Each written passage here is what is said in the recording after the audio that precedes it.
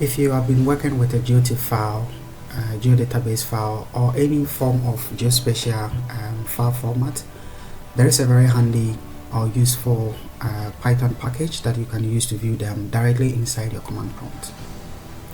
It's called viewtif.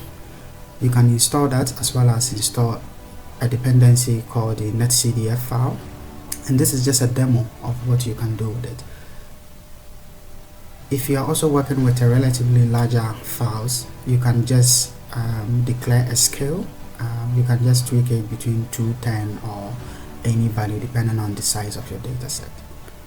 So I find this very useful because sometimes you just don't you are not able to view the data set, and this will be a very useful tool for you to see your data.